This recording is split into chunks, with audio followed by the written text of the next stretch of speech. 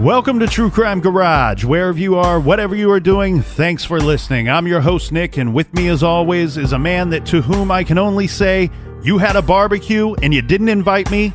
Hurt my feelings.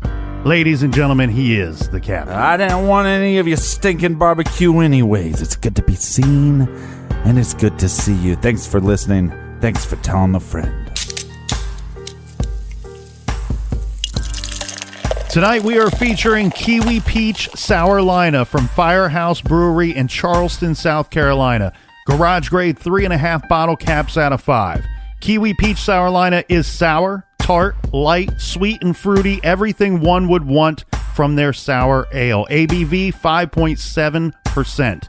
And this beer was brought to us by, first up, let's go out west and say cheers to John in Wilsonville, Oregon. And a big shout out to Teresa in McLeansville, North Carolina. Next we have Tricia, who's sending some garage love from Texas. And also a shout out to Brittany, who wants to slam some purple drink with us if we ever find ourselves in SoCal. Tasty purple drink. And a big shout out to Mara in Toronto, Canada. And we also have Trick McMichael in Volo, Illinois. And last but not least, a cheers to Scott in beautiful downtown Burbank, Illinois. Thanks everybody for helping us out with this week's show. If you want to help out with next week's beer run, go to truecrimegarage.com and click on the donate button. BWERRUN, beer run. Hey, and be patient because we are behind on the beer shout-outs. So cheers to y'all, mates. Cheers to you, Captain.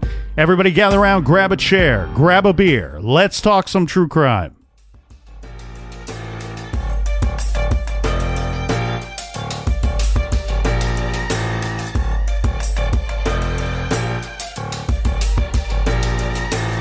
On the day after Brittany was last seen, this is Sunday, April 26th, Dawn, John Greco, Dawn's parents, and 2 friends drove down to Myrtle Beach to look for Brittany.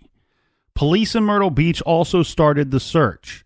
Large-scale searches began very quickly. They were fanning out from the Blue Water Resort. Police saw that there was no activity on Brittany's bank accounts or her credit cards. Dawn and John and others canvassed the town, handing out flyers with Brittany's picture. Her description was publicized. Brown, shoulder-length, straight hair and blue eyes. Last seen wearing a multicolored striped shirt, black shorts, and silver flip-flop sandals. Myrtle Beach PD requested that anyone with pictures or videos from South and Ocean Boulevard between 8:45 p.m. and 9:15 p.m. on April 25th, that they please contact the police. So they're going to start their search, Captain, from the last known spot that we know that Brittany was, at the Blue Water Resort, leaving Peter's room.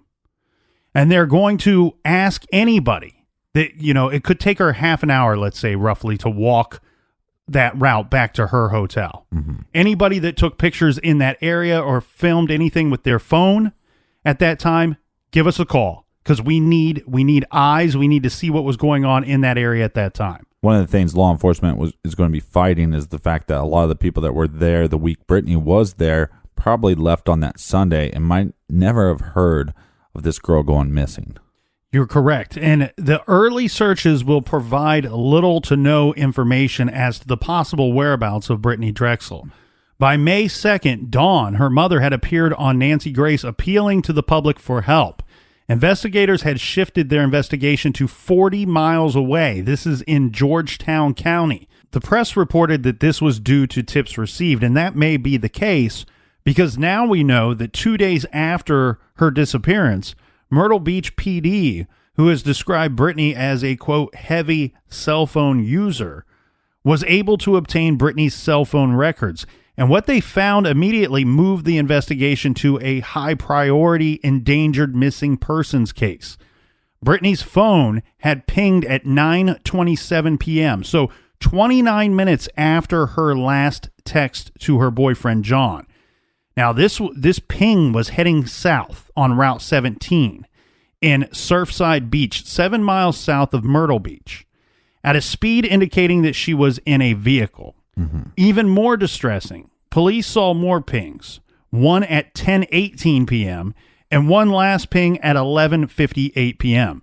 These were off Tower 332, which is 50 miles south in Georgetown County, near the Georgetown and Charleston County line, close to a boat landing on the North Santee River.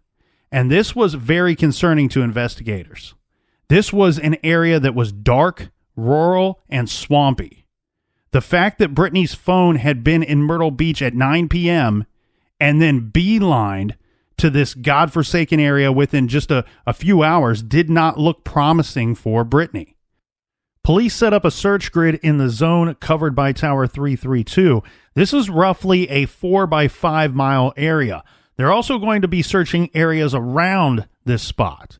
They began a massive search operation. Searchers used boats with sonar. They used helicopters, dogs, horses, and ATVs. Now, this is an alligator-infested area, along with wild boars and poisonous snakes. Investigators were not optimistic about finding Brittany here. Apparently, they warned that if Brittany or her remains were here, they would likely be consumed by wildlife within 6 hours or less. After 11 days of exhaustive, round-the-clock searching, Brittany's family returned to Rochester. Chad Drexel describes having to tell Brittany's siblings, one of whom was only 5 at the time, that they had failed to bring Brittany home. Now, there were a couple theories early on in this investigation. As far as public information is concerned, nothing happened on the case for about 8 months. Police were convinced that the answers to where Brittany was lie in the cell phone location, or in the cell location. They cleared Peter and Brittany's travel companions off of the persons of interest list. And Don Drexel was not happy about this, as we had said. 2 new theories, though, began to emerge around this time. Let's touch on them because they are still supported by some to this day. The first is that Brittany was invited along on this spring break trip because these supposed friends of hers wanted to use her as a drug go-between. A few things support this theory. We know that Brittany was only 17, so a minor. The others were all legal adults at this time. If Brittany were caught with drugs in her possession, it wouldn't be that bad for her in comparison to the adults. Now, as far-fetched as that sounds, this could make some sense, though. We know that Brittany told her boyfriend that these kids were using drugs. Right. Myrtle Beach is known to have a drug scene, with drugs readily available in some of the shadier locations. It's part of the scene, man. We know that these girls were not particularly nice to Brittany, nor did they seem to care about her well-being. There is some thought that the whole issue between Brittany and Jen regarding the shorts was actually some kind of code, and that the texts were about not about the shorts. They were actually instructions for Brittany to go outside and meet a drug dealer that presumably was waiting for her and bring the drugs back to them. Right. So that could explain why Brittany had to leave Peter's room after only having been there for about 10 minutes. Under this theory, Brittany would have fallen victim to a drug dealer, perhaps a deal gone bad, or something even more sinister. Another offshoot theory is that Brittany was given drugs by one of the older kids that she was hanging out with. She OD'd, and then they chose to dispose of her body. There were rumors that some of the Rochester kids had connections in the Myrtle Beach area because they had once lived there or lived in the area and may have had friends or associates nearby. A possible second theory is that Brittany was the victim of human trafficking. Yeah. Dawn Drexel has stated she believes this is the case, and she has even gone so far to suggest that she believes that the kids on the trip with Brittany, including Peter and his friends, I shouldn't say including, I think this is straight up pointing to Peter and his friends, right, deliberately set Brittany up for trafficking to profit in some way. A plan that was hatched back in Rochester, and that they took Brittany to Club Kryptonite. The group was just really taking her there to show her off to potential buyers. Now, under this theory, on Saturday night, Peter would have texted Brittany saying, "Come here to get your flip-flops," and Jen would then have possibly lured her back out to the strip saying she needed her shorts. Right. This would put Brittany in a vulnerable position, wandering on the strip after dark by herself. There is debate about how extensive human trafficking is in South Carolina, but there were news stories and reports that there is significant human trafficking business in that area. In fact, a member of a task force set up to investigate human trafficking in South Carolina says that there are obvious reasons that authorities in the area deny that human trafficking is a problem, citing the tourist industry would be devastated by stories of young women being abducted. In any event, the behavior of Brittany's friends with relocating hotel rooms while leaving Brittany to fend for herself and checking out and leaving town in the middle of the night does make them look awfully suspicious. Right, but if the FBI is contacting Peter and they're probably getting his phone records, so you'd think that by now we'd have some kind of arrest towards Peter if this theory actually held up. Well, and I'm totally on the side of Brittany's mom of this thought of let's look at everybody, and of course let's look at the inner circle, the people that she was traveling with, or at least the people that she knew in the area at the time. Could they have set her up on something? It's certainly a possibility. Yeah. The problem with that issue is, while I admire her enthusiasm, I question if this is a group of somewhat kids. I know that they're all over 18, but in comparison to how wise you and I are here from the garage, these are merely just crumbly babies. But so what I'm getting at though is, would a group of partying teenagers be so clever to set this whole thing up, have connected enough to set this up? And that no one would spill the beans later. Well, and Peter said something that I thought was pretty interesting on the Dr. Phil show is when he said the other kids in the room with me. Mm-hmm. He didn't say the other young adults or anything. I mean, he said the other kids with me. So I think that kind of shows their age. To be clear, though, too, Jen, Alana, Peter, all those people that traveled with her or that she knew in the area at the time, actually, none of them have to be involved in Brittany's disappearance for her to have been a victim of human trafficking. Right.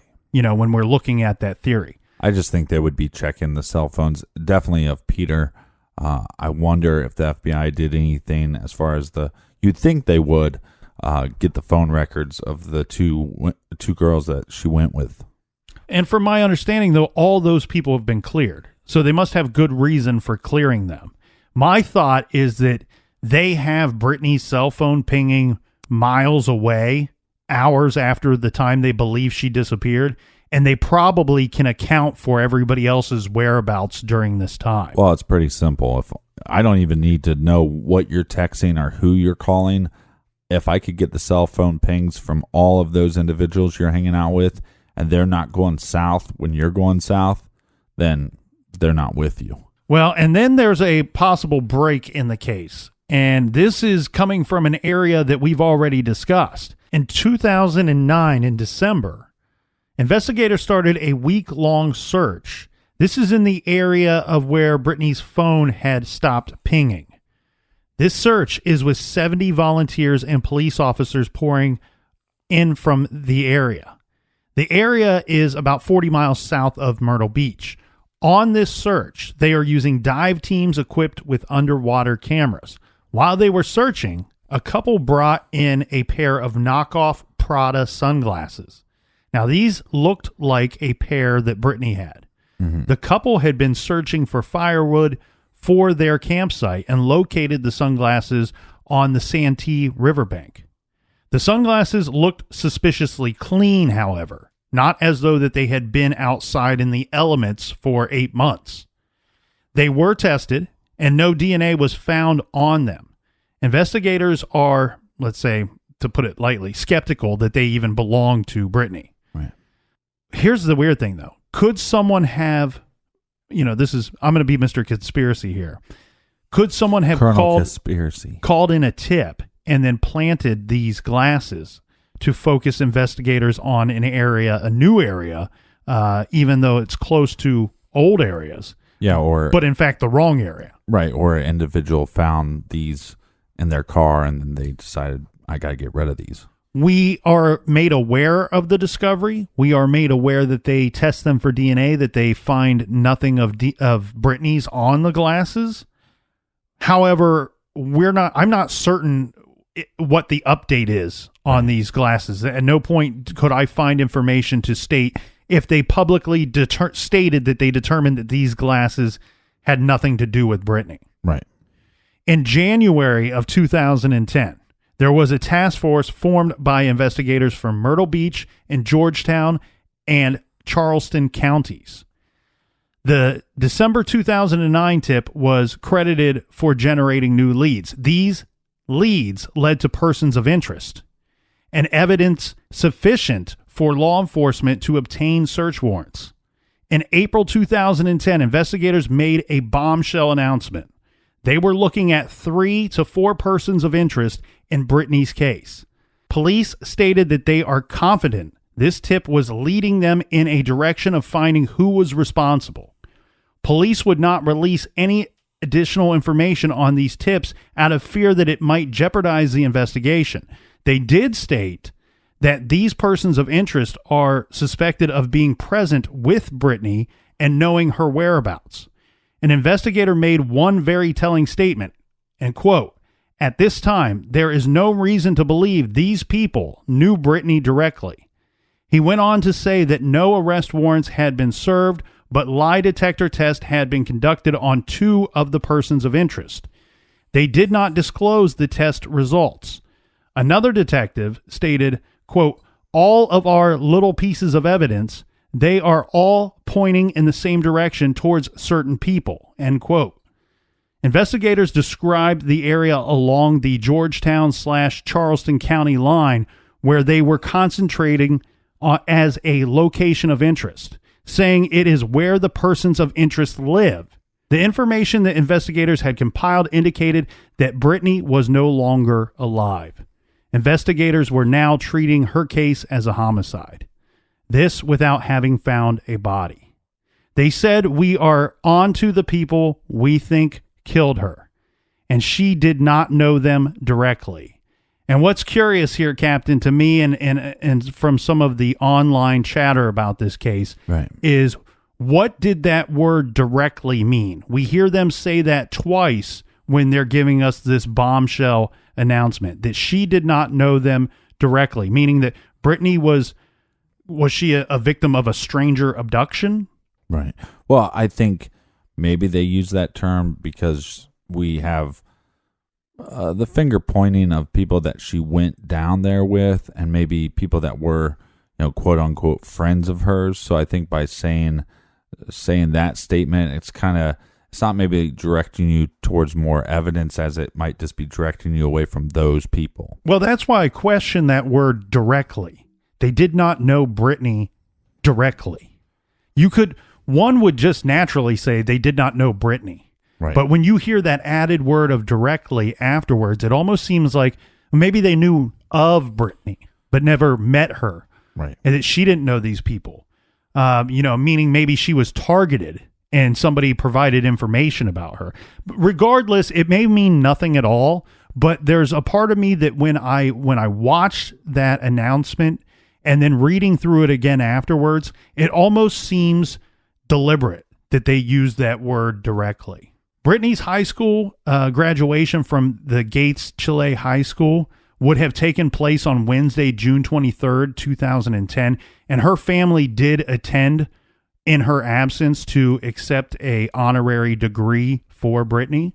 Also in 2010, something happened that investigators in the Brittany's case could not ignore. This is on July 21st when Rhonda Massey, age 20, she's from Tennessee. She's walking on Ocean Boulevard near the Blue Water Resort in Myrtle Beach. This is at 4:30 p.m. in broad daylight. Rhonda heard what sounded like a vehicle creeping behind her. 2 men jumped from a pale blue rusted van and tried to pull her into the van's interior. Rhonda managed to elbow one of them in the face hard enough that his nose started bleeding. In the face. That's right. She broke free, and luckily she was not taken captive that day. So she told police that the van was driven by a third man. So van being driven by a dude, two guys jump out of the van, try to grab her, try to snatch her up. Now, we don't know how police made the connection to their eventual suspect, but within a week, they arrested a man from McClellanville in connection with the kidnapping attempt. This is 37-year-old Sean Taylor. He is charged with attempted kidnapping and first-degree assault. Law enforcement agencies executed a search at Sean Taylor's home on Old Collins Creek Road in Charleston County near the Georgetown County line. One of the things police seized in the search was a stolen truck, which they linked to a homicide in Charleston County. The van used in the attempted kidnapping of Rhonda was never located. Rhonda picked Sean Taylor out of a lineup. The fact that this attempted abduction was conducted in broad daylight right near the Blue Water Resort, similar to the circumstances under which Brittany disappeared, could not and should not be ignored. And the same multi-jurisdictional task force investigating Brittany's case also investigated Rhonda's case. Now, who is Sean Taylor?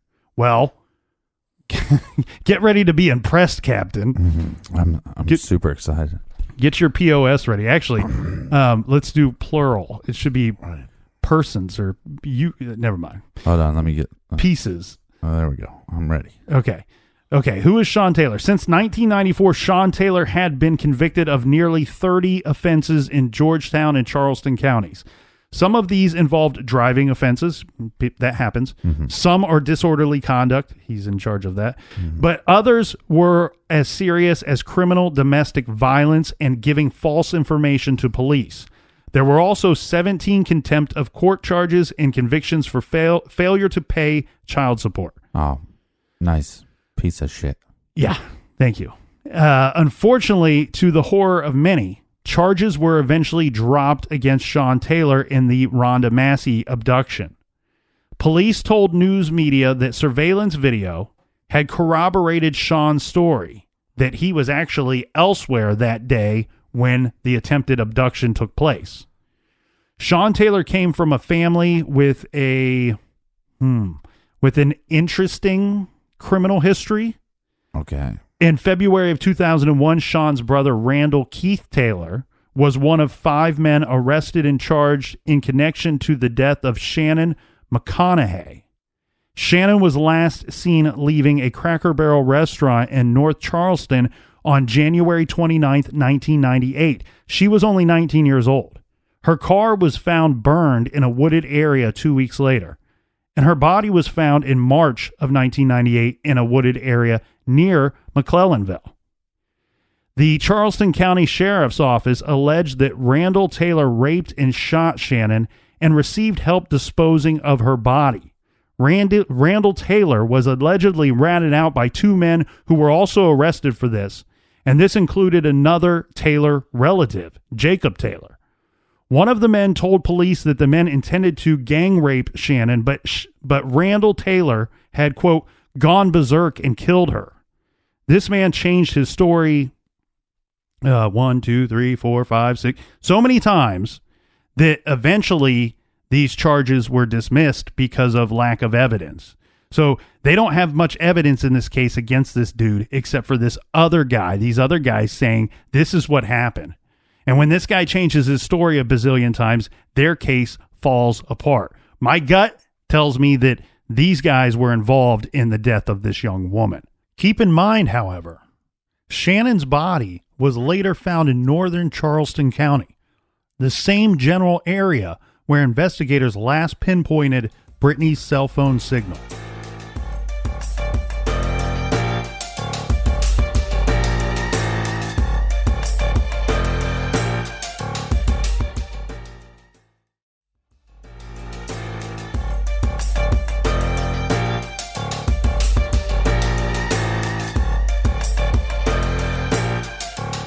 All right, we're back. Cheers, me mateys. Cheers to you, Captain. In 2012, Fox News reported that a convicted child rapist was being looked at by South Carolina law enforcement in 2 disappearances of young women. Detectives said that 51-year-old Raymond Moody had been named the primary person of interest in Brittany's case. Moody was also being looked at in connection with another missing woman, 28-year-old Crystal Souls. Both women were presumed to be dead, though neither had been found. In 2011, police searched an apartment where Moody had lived. This is the Sunset Lodge Apartments. They're located about 8 miles from the site of the boat landing on the Santee River where the police had tracked Brittany's cell phone signal to. Right. Detectives revealed to the media that Moody, a registered level 3 sex offender, he was in Myrtle Beach in the area the same weekend Brittany disappeared. We know this. Yeah, the day after. Yeah, because, well, he was issued a speeding ticket at Surfside Beach on April 26th. Moody served 21 years in prison. This is after he abducted a girl from a California playground and sexually assaulted her in 1983. His other convictions include 3 counts of rape with force and violence, 2 counts of lewd behavior on a child under the age of 14. This is according to a South Carolina state sex offender database website. Now, after his release for these charges from the California State Prison in 2004, Moody relocated to Georgetown, South Carolina. This is where his parents lived. He worked as a cabinet maker. Detectives said that they are investigating a possible connection between Brittany's case and Crystal Souls. Souls, 28, was last seen January 24th, 2005 in Andrews, South Carolina, and is believed to have been abducted as she walked home after dark. Despite naming Moody publicly, police have never been able to pin anything concrete on him for, as far as I could find, for either of the disappearances of these 2 girls. Right. Now, the investigation is going to ramp up here, and this is going to be starting in April of 2012. By this point, Brittany's been missing for 3 years. Her stepfather, Chad Drexel, announced his plans that he was going to be working with a private group, and this was so that he's hiring people to participate in this investigation to help find his daughter. In 2013, Dawn Drexel moved permanently to Myrtle Beach to be closer to Brittany's last known location. She wanted to make sure that the case did not grow cold. And while nothing happened publicly for quite a while on this case, things were beginning to take shape behind the scenes. On June 8, 2016, a special agent in charge of the FBI in South Carolina held a news conference. This took place in McClellanville, around the area where Brittany's phone gave its last signals.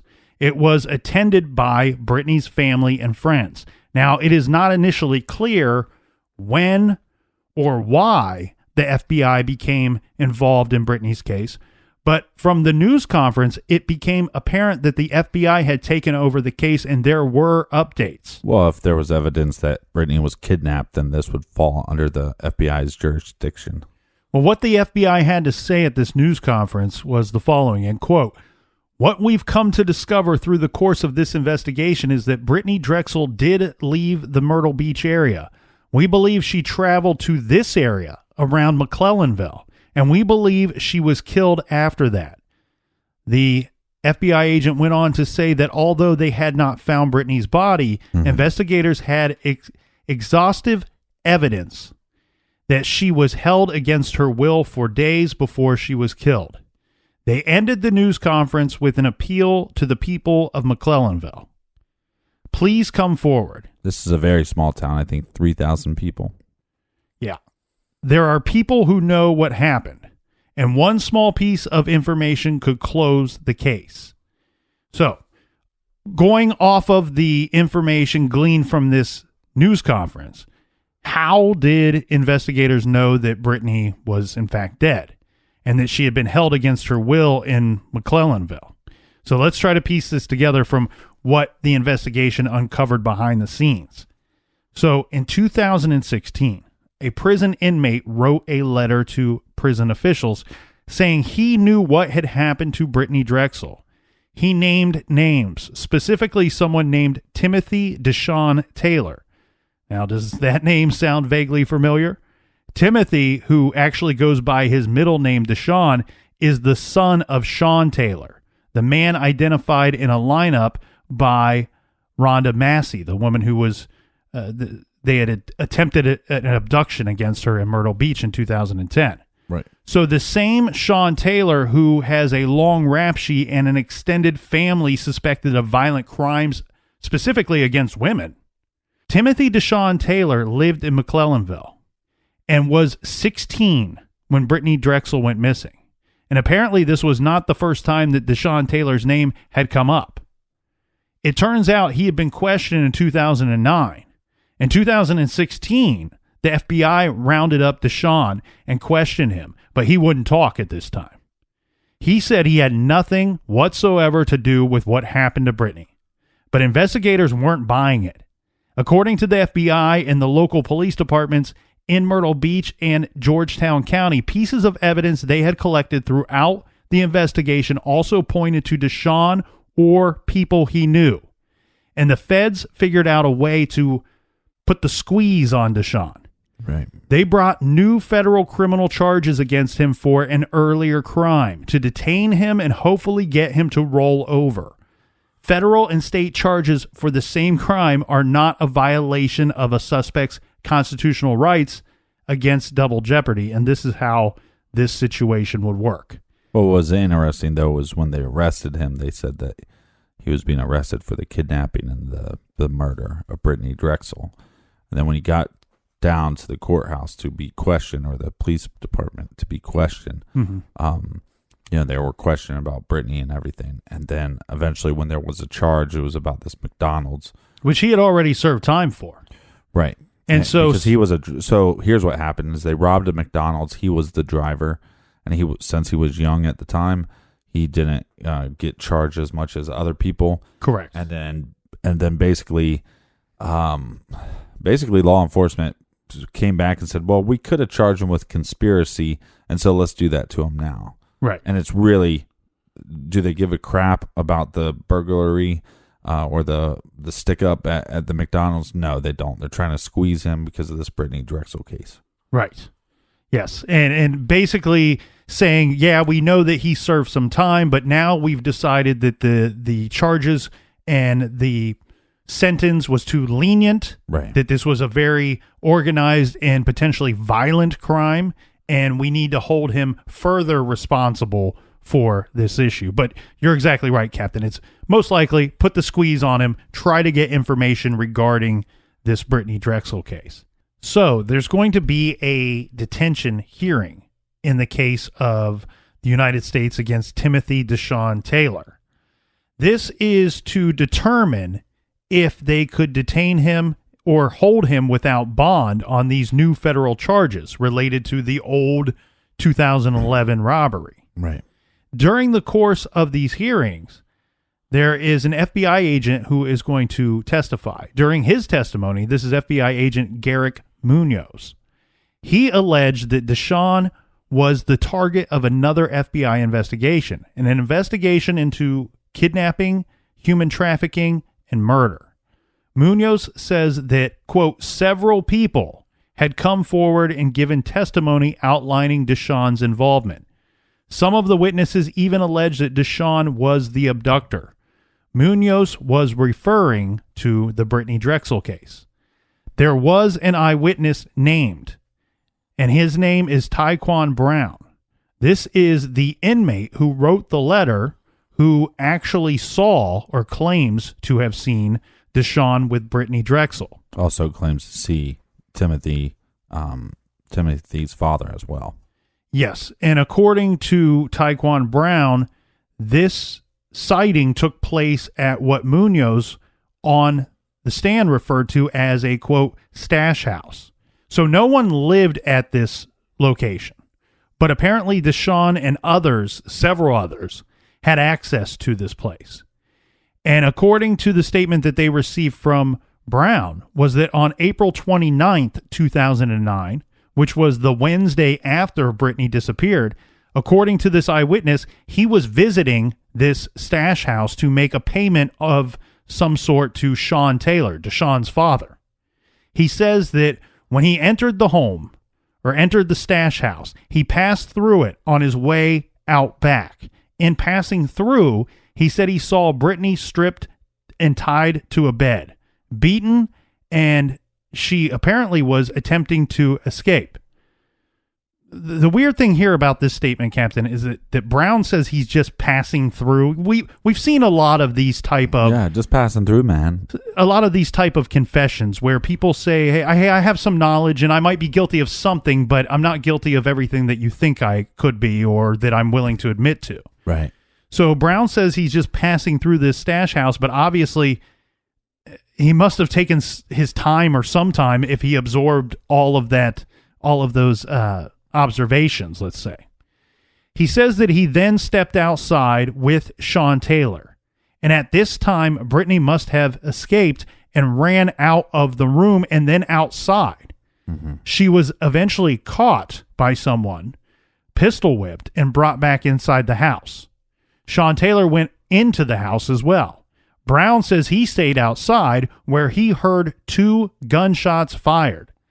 Then he said he saw a, quote, wrapped up body being removed from the stash house and placed in a pickup truck.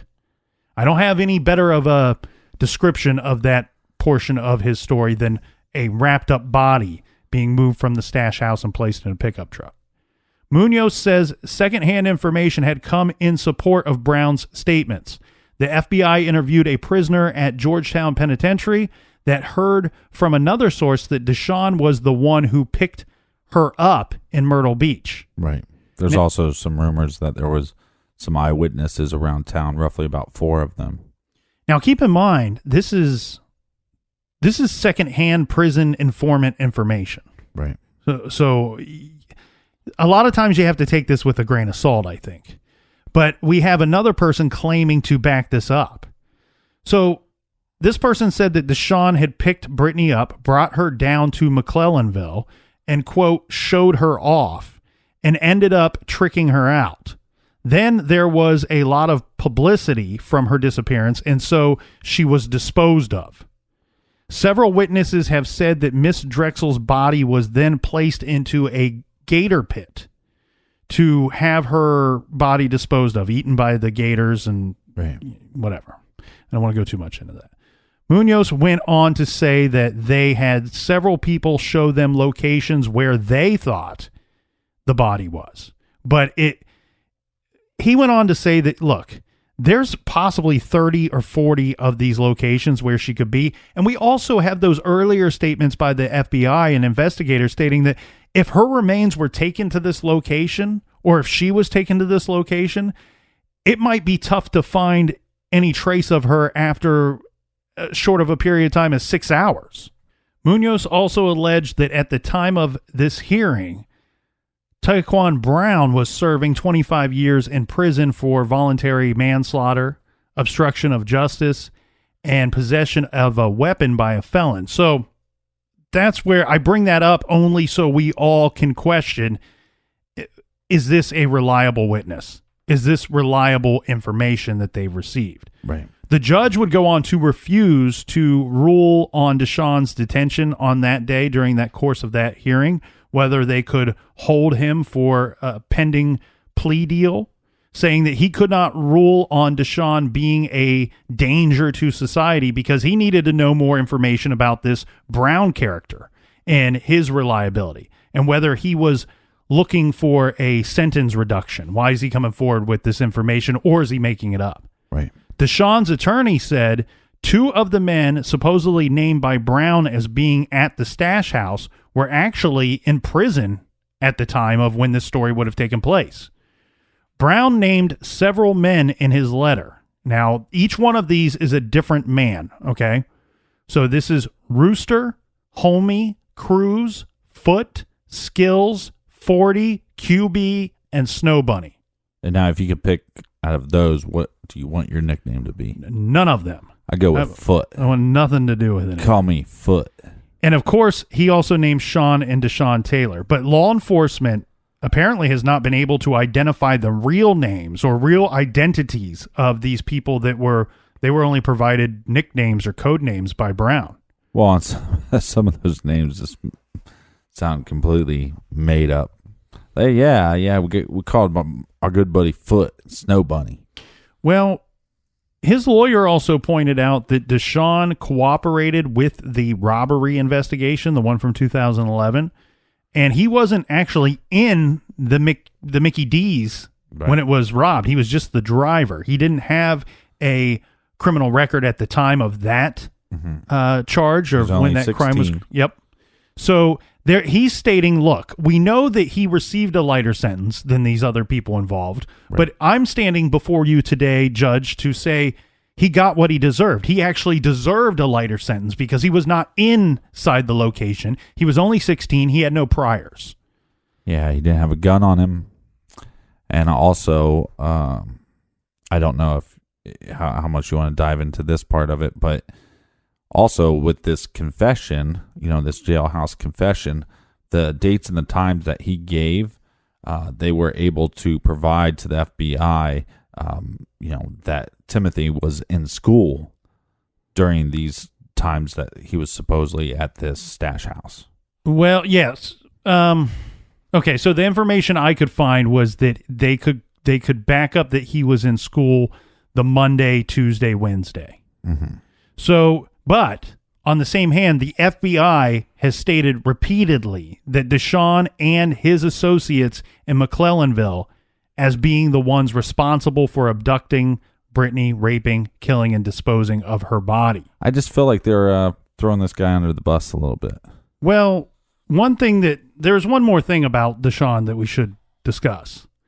Something that may cast doubt on the informant's story that, Deshaun was the one who physically and violently abducted Brittany from Ocean Boulevard on the night of April 25, 2009. Right. Deshaun Taylor only has one arm. So when he was 4 years old, he was in his grandfather's auto shop and a car fell on him. His left arm, which was his dominant one, who was his dominant one, had to be amputated because of this incident, this accident. Right. So, a girl that, we pointed out that she's small, but we also have people pointing out, look, she's fast, and she was a tough, small girl. Right. And so if he did this by himself, it seems like an uphill battle for him, let's say. This almost points out to... It's like, fighting a battle with one arm tied behind your back. Yeah, literally, it is. But the thing is, though, it also points to the possibility of... Here's my thing. Uh-huh. It actually, I think, points a little bit more towards this statement being possibly true, meaning that there were several others, if not many others, that were involved in this on some level. And what I mean by that is we have this situation with Deshaun having one arm, but we also have the situation that you pointed out about him being in school during the time that she was held captive, let's say, if the FBI theory is correct. This is, Monday, Tuesday, Wednesday. So, but according to the story and according to that information, even if he did go to school on that Monday, Tuesday, and Wednesday, there is nothing to say that Deshaun couldn't have left her in the hands of some of his co-conspirators. I agree with all that, but don't we have the one girl that was almost abducted, and she is basically saying Deshaun's father was the one that tried to grab her? That's correct. But then we proven that wasn't a true statement. So I think there's a lot of people that are trying to throw people under the bus. And then you mentioned Brittany's stepfather hiring the private investigators and a private team.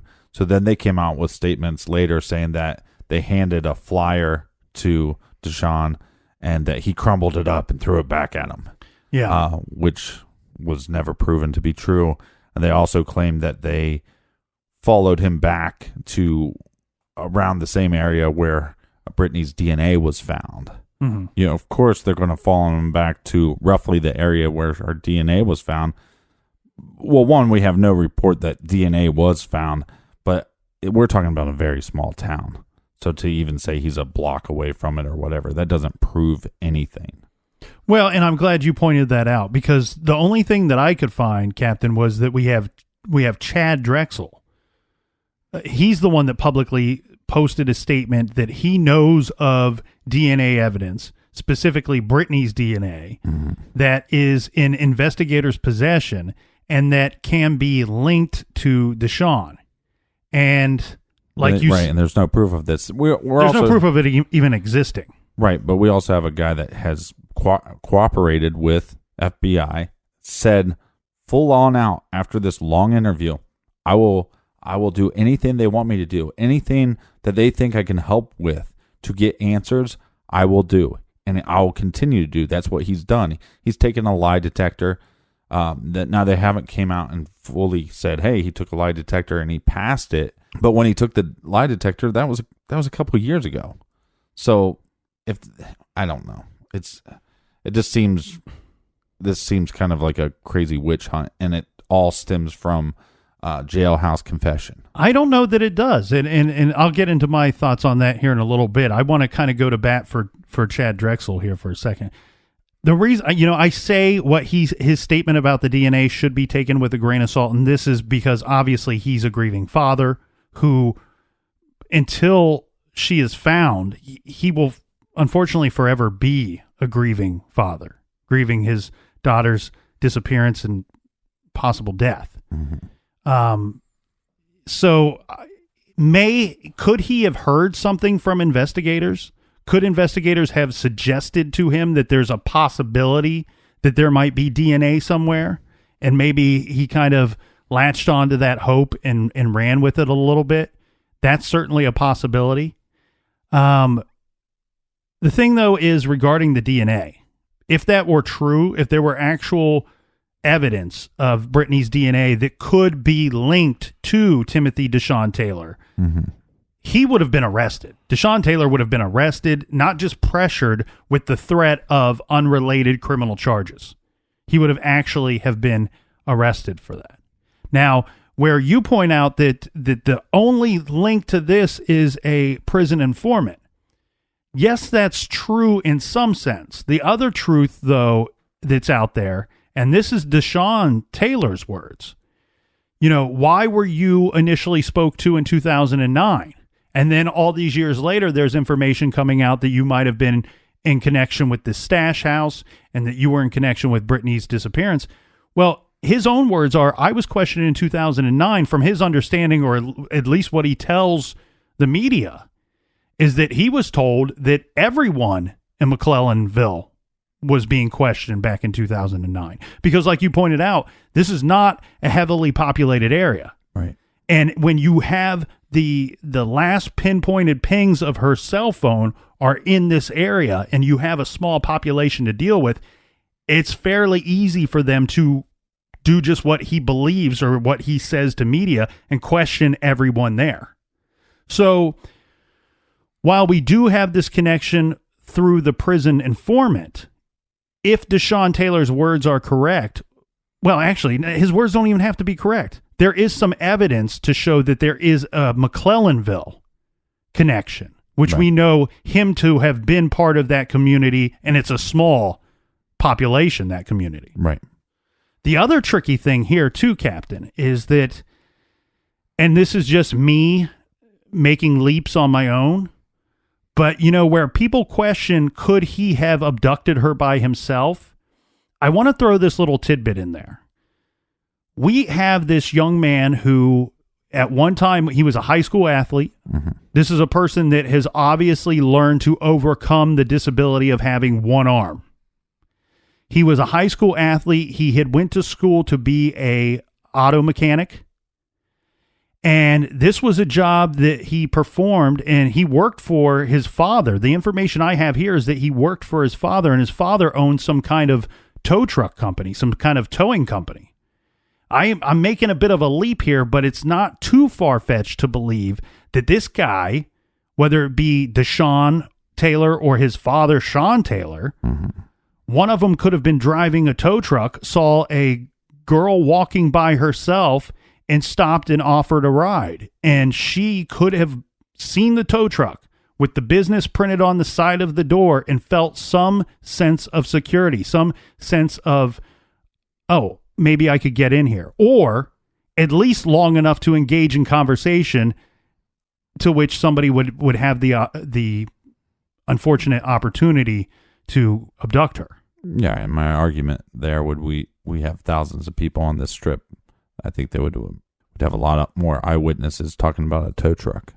I think I only point that out because I think it's food for thought, and I've not seen it pointed out anywhere else.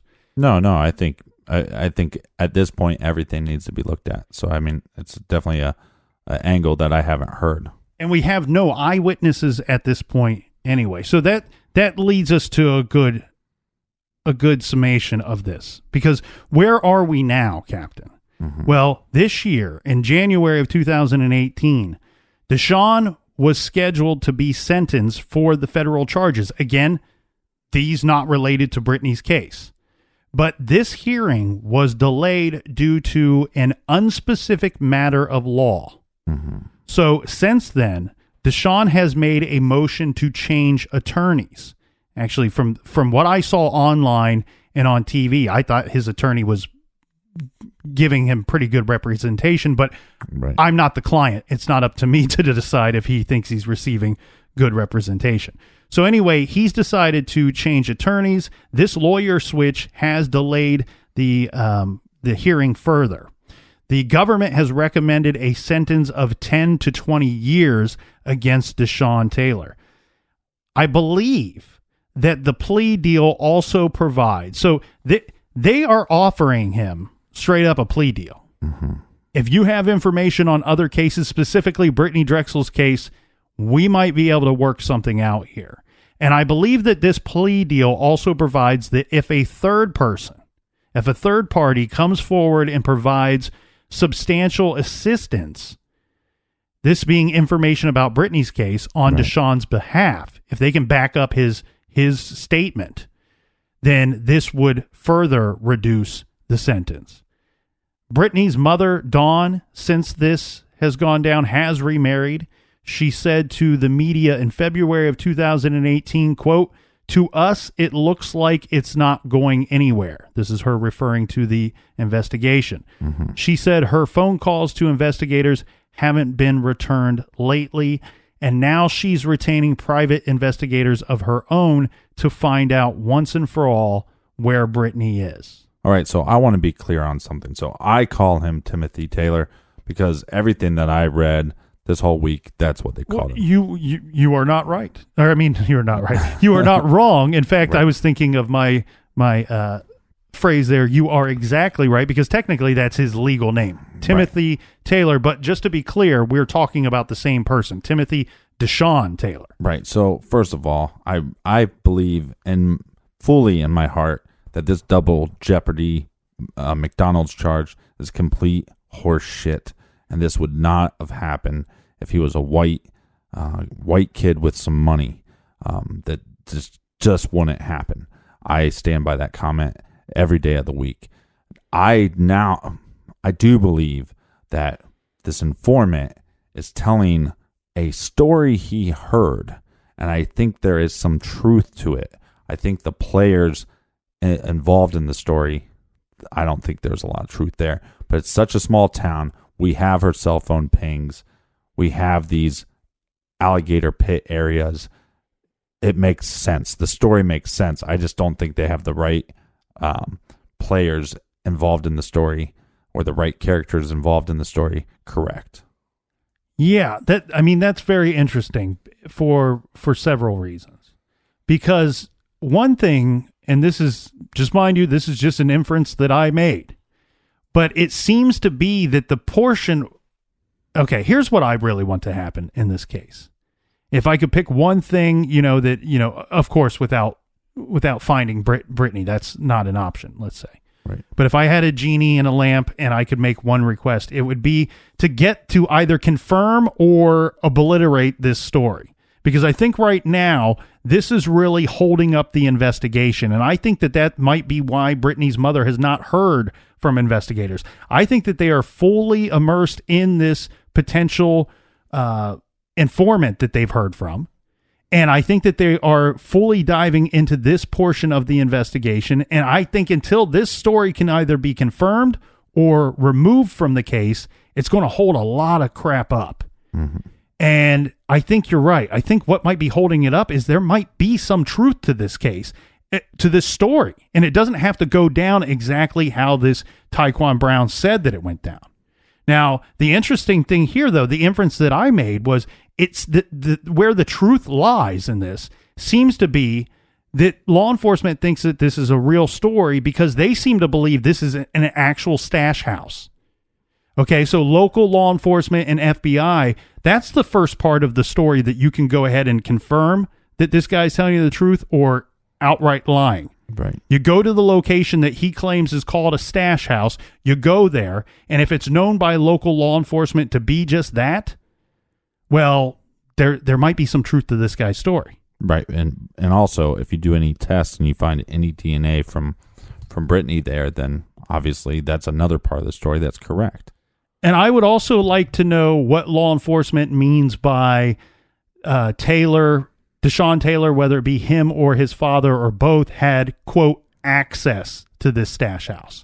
What does that mean? Does that mean access in the sense that just anybody could walk in there? Mm-hmm. Or does that mean that specific people only had access to this stash house? Here's where I hold out some hope, though, that this story's wrong. And not that I don't want this to be solved, but the description of that story and, you know, it's so horrific that I don't want the story to be right. Where I hold out some hope that story is not correct is that I would think that if they could identify this as being a stash house, now, mind you, I do understand that it's 7-8 years later, that you would think if things went down the way that it was described by that prison informant in that home, in that house, that they would have some proof of that later. And it doesn't seem to be the case. Mm-hmm. If so, we've not heard anything. Even though law enforcement said that they ruled out everybody that Brittany knew from Rochester, I need to know where their cell phone pings happen. And I think if they could provide that information to the public, then you can lay to rest those people being any suspects or any person of interest. And I hope and pray that there is some movement on this case very soon for the Drexel family.